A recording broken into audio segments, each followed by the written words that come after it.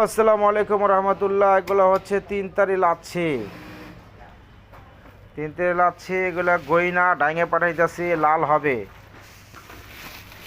এগুলা লাল হবে। তিন তারি লাচ্ছি, এগুলো হচ্ছে দুই তারি লাচ্ছি, এগুলো লাল হবে, টকটকা লাল, সিন্দুর লাল। তিন তারি লাচ্ছি,